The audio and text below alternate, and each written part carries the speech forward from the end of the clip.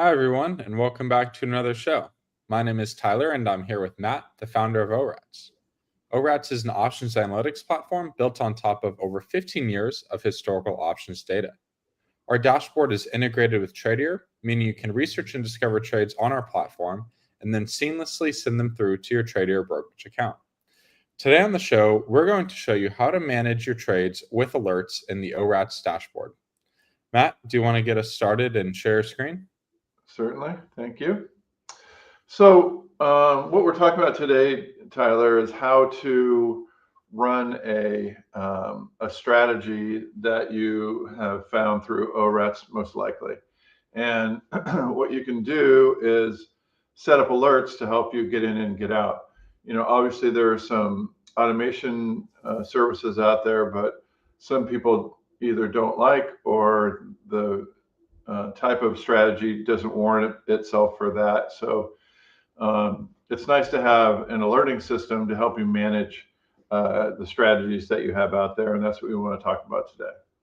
Yeah, so can you go over what types of alerts this is? Is this like an email or what kind of alert is this? Yeah, so I get text alerts, and I've just copied them into a text document here. So it'll say, hey, Matt Amberson, you have an exit trigger. There's it's your long two, short one SPXWs. I set it for 2 days before expiration, and then I say which brokerage it is and what to do in my notes. So it's kind of cool. And then this one says, this one had a profit and loss. So I could set it for days before expiration, days that you've held it. I mean, there's a bunch that we'll get into, but it comes and it will show you, pretty nice bit of information so you can make a decision what you want to do. Nice. So it looks like there's a lot to unpack there. So. Yeah, definitely. So let's start at the beginning. Like when would you use these? So, at ORATS, we obviously have an awesome backtesting platform, and now with the optimizer, and then our next iteration, maybe by the time some people are hearing this, we'll have additional alerts that will show more market level alerts. So we'll get into that too. So let's say you have a particular strategy that you like, and you say, okay, well, so this is a SPY Iron Condor. This is in our backtest tab. All of our backtests, we have over 300 million pre-canned strategies. I've kind of filtered down the days to expiration here, so I could get I don't want one really short. I don't want one really long. I find that I want to put the optimizer to the test here, so I want to use that. And it also has an exit trigger, so that's nice to have. And because the exit triggers are really one of the alerts that we're going to be setting for this. So far, so good, Tyler? Yeah. All right, cool. All right, let's use this one, 75% stop loss, 25% take profit. And you can see that here. And we're going to save this, and you could always come back to this back test to see what the rules are and everything. You could even set up a scanner for these things or whatnot, or you could use our trade ideas for your saved strategies. It will pull up only those trades that meet all the criteria. So that's pretty cool so far. So let's go through like we're going to put a strategy together.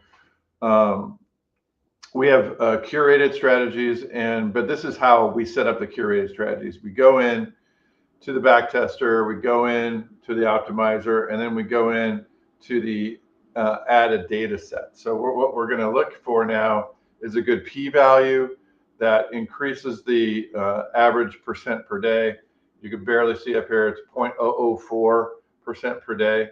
That's a notional amount. It might seem small, but it's actually not one, and I'll look at that in a moment. All right, so here's the p-value in our popular, where these are the indicators that we like. Here's 0.29 and it going up to 0.013, so that's already a very good improvement. And here's 0.13 all the way up to 1/7, and that's a decent one. This is comparing the implied volatility to the ETF's implied volatility historical volatility ratio. So, and if you ever have any questions on what these mean, you can pull up Otto over here and ask, and Otto will talk to you about this. So now what you may have known. Matt, just pause right there. I want to go over the indicators real quick. So yeah, I think it's important to choose indicators from that list. And there's about 90 of them. Choose indicators that make sense for that strategy, right? So if you're looking at this indicator, it's talking about IV versus HV, and that kind of makes sense for an iron condor, right? Because an iron condor typically, you do want to have a ratio that's favorable, right? You don't need to know exactly what that is, right? Or in particular, but it's nice to have it sort of make sense in the context of the strategy. Right. You don't want to pick out a strategy that doesn't make sense. This one, if you have an iron condor, you want your historical volatility or the amount the stock's moving in the right context for this particular ratio down here. And the p-value is sort of a second check for that. And I think if you have any questions, just ask Otto about the indicator. Otto knows all of our indicators and is very helpful there. So I that's usually how I like to use it too, Matt. It's just asking Otto about the indicators. Hey, is this indicator a good one to pick for an iron condor strategy? And you can generally get a better idea there. Yeah.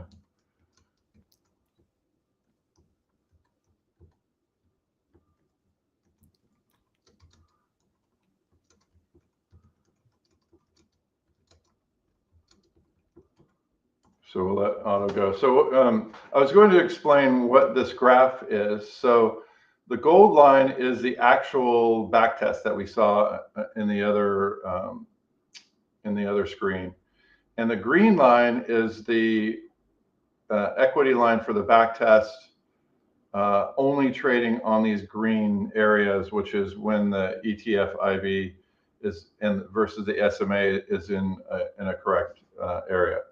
So, it's picked out, it looks quite good. So, and the p-value is low. I like it.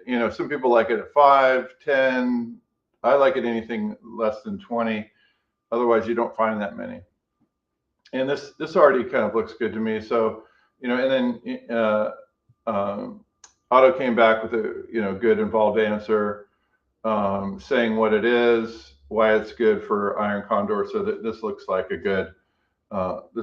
good indicator that we could run with. So what I would do now is save this back test. So it's this iron condor 1040, and if you go in your save back test and you could type down SPY iron condor, and I could see right here is the iron condor, the Sharpe ratio, and what the average daily returns are.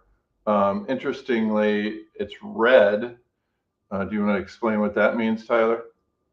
Yeah, so on the left-hand side there, there's either a red scan button or a green scan button. A red scan button means that it's not currently meeting the entry criteria that's established in both the optimizer that you just did and or the back test that you have, the original back test. So like if it had some entry triggers established in the original back test. So it looks at both of those entry triggers, entry criteria, and checks to see if it's meeting those. If it is, it'll show you a green scan button, sort of indicating that it's a good time to enter the trade. Right. So, what Tyler's talking about is like there aren't any indicators on the actual back test. So when we look at that, if we click on it just in general, it'll pull up the optimizer, and we could see that it's not green. It's actually in, and I can reduce this a little bit to see it better. You might have to zoom in a little there. Yeah. So it's out of the green area, right? So it's not in, this is the SMA. It's the 20 versus the 50. That's just what this optimized. and it's not in a situation where it wants to trade this right now. So, which is good. So, so then we say, okay, well, what should we do? Well, let's do this. Let's go back again. We'll type SPY. I have a lot. So, Iron Condor. I want to go.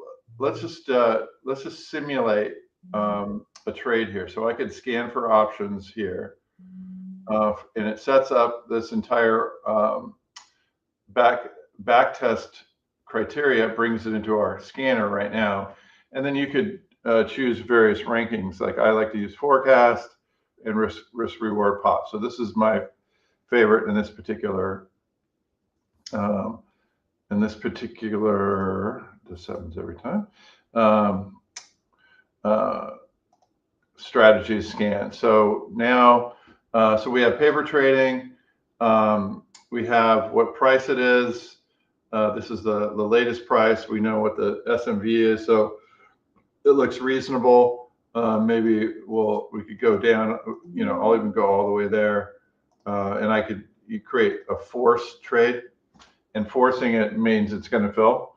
And then what I could also do is add the alerts. So if you recall, we had a trade alert that if we got to 25%, we would exit. So I'll create an alert there. We also had an alert if it got to below negative 75, we would that's our stop loss. So we would get out. And then I would say, paper, I like to put which broker, and then why we did it. We were in Trader Hub, back test optimization. This is our exit. So then I know if this hits, so then I'll send this trade off to the paper trader. It fills. Now I have these trades on. I already have another trade on here. And you could tell that the icon A means there's an alert. If it's dimmed out, it's already traded that, or it's already made that alert. So, and then you could go check your exit alert. So this one already completed. That's why it's faded out. But this one's checking for exits, so it's looking for those profits. So what will happen is if those trigger, we'll get a trigger like this, and we'll get the trade profit and loss hit whatever percentage that matches these rules that we have on. If the market width is within the right area. So if it widens out, you don't want to get alerted. So that's a neat kind of protection that we have on those alerts. Anything from you, Tyler, on this? Yeah, so that's mainly where our alerts are coming into play here, is on the exits, right? So as it currently stands, we don't have any alerts for order entries, but we're working on that stuff. Yeah. But right now we're looking at alerts for exits, and that stuff that you saw in the trade sidebar in that drop down. You can restore from your last alert. You can restore from your history. And then you can choose from things like we have trade specific alerts. Maybe you can go over that drop down a little bit more, Matt, and show users the different types of alerts. Yeah, good point. So I could edit these alerts that we have on already, and you could add certain things like so I could go to my history, and here's the history one. So if I keep having these, I could just go get this one, and it says when it's created. You could sort on it. It's really convenient. So you could pull up other things, and you can see 2 days before expirations there. And I'm normally using a profit and loss, but there's a lot more, especially if you're trading earnings. There are alerts that before an event, like before an earnings date or a conference or an ex-dividend or a split. That's another alert before you could get alerted before or after. So I use that during earnings season when you have an earnings trade out and you want to get out the next day. So you would set something up like that. So there's also an indicator alert. So if contango is above or below a certain part, or like a bunch of these other ones, you could have it alert you. These are from our SMV summaries data. So this is updating all the time. So these are ones that we watch. So if something there changes, you could get out. Like if contango goes, meaning if the front month goes to backwardation, you could get alerted, and this isn't an iron condor probably isn't a good place to be, so you could get alerted for that. So that's really handy. That's the indicator alerts. There are leg alerts. So you could just look at one leg. The legs. We have 4 legs here, so I could say the call is number 2, the short call, and I could say if that profit is 85%, I want to get out. So that's really handy. Again, you could get out just based on one leg or a time alert, and that's what I was doing before. 2 days before expiration, 3 days before or after entry. So Tyler, good point. There, a lot of other alerts that you could use to really manage your positions, and it allows you to put on more, and it allows you to have more feelings of control. Even if you're not near your desk, you could get a text, or we could talk about that, how to set up your settings. So if you go to resources and settings, you can go and see when you want to get notifications. Like you could get them. You put in your phone number, you put your text messages, you put your email preference. You could even get emailed, or these are just push notifications that happen when you have the website open. It'll show you when you get filled. So there's a lot of things going on here that are really nice, Tyler. Yeah, the exit alerts are really cool because, like you said, you can get them anywhere and hop back on your dashboard and start trading. But yeah, it's great. Thanks for demonstrating that. Yeah. So I think the next thing is that we could start to show where we're going with this. So what we've shown you is how to get in and out based on kind of alerts for profit and alerts for days to expiration or after entry, if a leg is in the money, if there's a technical indicator. But now what we're developing is, if you're in a strategy, you could then favorite the strategy, and it will give you alerts when the strategy is met or when it goes out of favor. You want to talk about that a little bit, Tyler?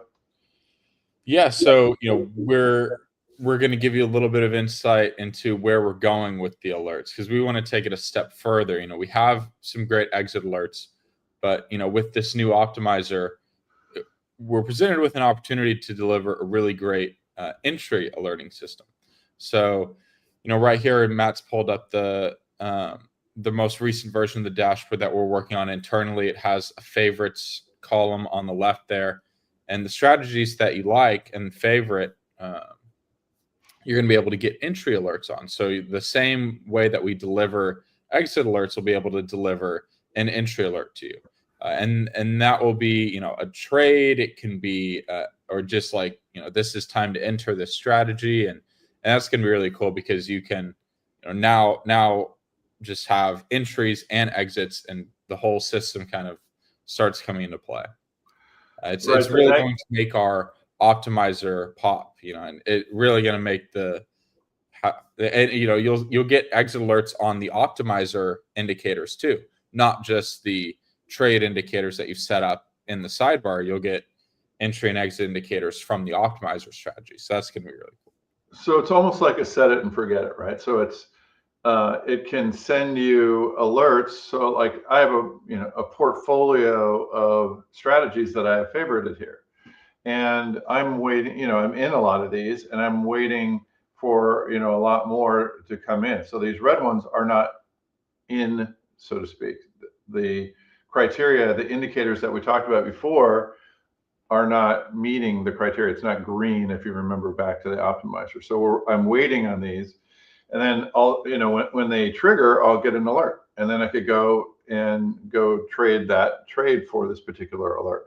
So it's a really nifty, handy system to make your trading more convenient and consistent, and so you can better match back test and the optimized back test that we've set up. So that's the goal for these things. Yeah, and we're really banking on this optimizer functionality, and I think we're really diving into it because it's such a great tool. And if you guys haven't tried the optimizer yet, you really should, because it takes the workflow of going from a backtest from the backtest finder. There's over 300 million of them. You can find them, find the best one for your strategy. Going from that and then optimizing it with the ORATS indicator set, which we have 90 of them, 90 of the best ones in the optimizer. You can choose, then set the moving average of those indicators, and it's super technical and precise. With the p-value, you're getting really great statistically significant results. And I think it's one of the best ways to find entries and exits for your strategies. Yeah, so I'm just kind of setting up what I'd like to look at. So this is a short put spread now. I've set some filters to get a short put spread that I like. So this is something that I would consider. I could tell that this isn't going to optimize well because it's basically just following the stock, and it's really hard to optimize, predict where the stock's going. But we still might want this type of what should I say, correlation to the SPY. So the p-values you can see are pretty high. You're not going to get very good p-values there. So there are ways that when you get used to it, that you could say, well, I know that this is a short put spread. Maybe I want it more out of the money. And that's how the optimizer is robust, right? It's because it's intuitive that a stock return, especially for a stock as popular as SPY, is going to be really hard to predict, no matter which indicators you have. Right. So something that matches the stock return, something that's highly correlated to the stock return, is going to have p-values that indicate that this indicator's entry and exit signals are just luck. And that's what the p-value indicator means. Yeah. And this is like 50-50 right here. So the p-value means like what's the percentage that this optimizer is by chance. And so it's over 50%. So that isn't that good. I still sometimes will pull it up and just say, well, like would this have been a really good time to like avoid certain markets? And it does avoid certain crashes here. So this particular this particular indicator. So you'll also notice that it doesn't do that much better than the regular one, but the Sharp is going to be the Sharp is going to be better. So for example, and Sortino. So even though first of all, the daily return is almost doubled, but the overall return, the margin return is about the same. It's slightly better, but we're only in the market about half of the time, 46% of the time. It's all about that risk-adjusted return. Right. That's the whole point. And what measures risk-adjusted? Sharp and Sortino. Sharp is like the return divided by the standard deviation, and Sortino only measures the down days, so it doesn't hurt you for being more volatile to the downside, and the volatility is about half. So this still might be a decent strategy. Again, I'm not crazy about the p-value, but that's sometimes it's very hard to find a p-value of something that's so correlated to the stock price. So yeah, I still might say that, just to check it out, because like again, the drawdown on this, the max drawdown is only 3%. It's only like about 9% even with all this, without any optimization. So, I'll take 3% drawdown, 27% marginal return. So, again, I could save that, and then that becomes a in my list, and then when the favorites come, I could then watch that particular strategy and see if it's something that I want to be in today. Because right now you could tell that I'll kind of zoom in a little bit, but you could tell that we're not green right now. We're right here. And so that means, the SMA in this particular case is above. And so what this indicator is the 20-day volatility, historical volatility. We use Parkinson for this. Divided by the 90-day is the indicator. So that's the gray. And then the 20-day, it's kind of like, what this is showing is the stock is a little bit too volatile. The 20-day is higher than the 90-day. So, it got out when it started getting ugly here, which is nice. It protected you from this. You still got ding there, but, you missed a little bit there. And then if I zoom back out, I'm just rolling my roller, by the way, to zoom out. And then, you missed this one. That was nice. That's it. And then you got dinged in some others, but this is this is a decent. It's kind of slow because it's 20 days and 40 days, and it's already a 20-day historical volatility. But again, this is and there are other. You could look at other indicators, but again, the p-values are not too hot on these other ones. There's a 5-day that you could also throw in there, but again, I think I'm pretty good with, I like this payoff stream. If you want positive, if you need some deltas or you want some positive correlation to the SPY. Yeah. Mike is asking about the estimated timeline for the entry alerts. I'd say, probably about a month. We're rolling out internally this week, and we're going to be testing it over the next few weeks. And I'd say about a month. Yeah. So, and that's going to be very fun. I'll tell you how it's going. I get to test it, Mike. So I'll tell you how it's going. But I'm looking forward to it because, as Mike knows and other people that use our platform, it has some amazing tools, but some of them require quite a bit of hands-on. This is getting you hands-off, and then you can almost get to kind of an automated trading thing. And we should also tease out that eventually we'll go to webhooks, and what that means is with a webhook you can then drive some other platforms that are have automated trading, and most of those have webhook built in. What a webhook is when I get a signal on my text, we do a machine signal to tell that your automated trading service, if you have one, that you could trade. So that's down the road even farther. I hate to tease those out because Mike will be bothering us for those. Not bothering us, Mike. It's really exciting to see where we're going, and a lot of it's betting on this optimizer. So if I was a viewer, I would get really good at using the optimizer, because that's the future of all this.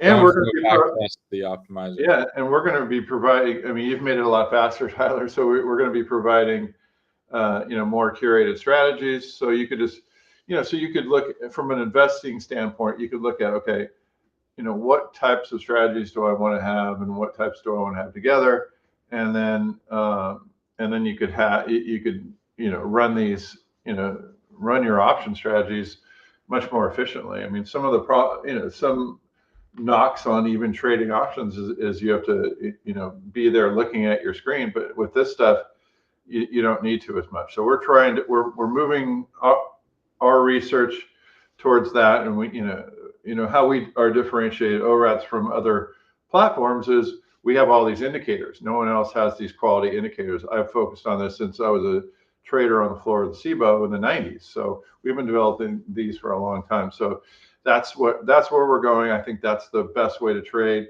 And as we get the automation, then we can support all these awesome tools, Tyler. Yeah. Thanks, Matt. It's very exciting to see, where this is going. We're excited to roll out some of these new features to you guys over the next few months. Really, really great. So, awesome. If you guys haven't tried out the tool, it's dashboard.orats.com is the link to the dashboard. You can sign up on our website, orats.com, and just look for the trading tools, and you'll get access to the latest optimizer, the backtest finder with 300 million backtests, and a bunch of other tools, scanning, paper trading, broker integrations, all that. So if you guys have any questions, definitely try asking Otto first. Otto is now on the dashboard in the top right corner.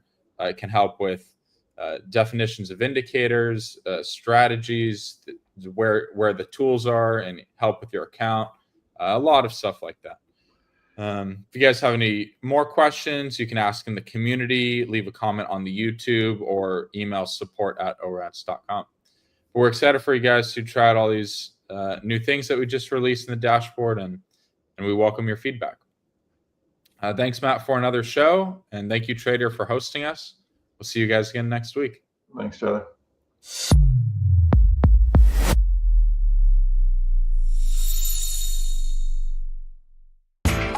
You know how the financial world goes. Here comes the buzzkill. Please make sure to take some time to read this boring disclaimer. We will owe you one.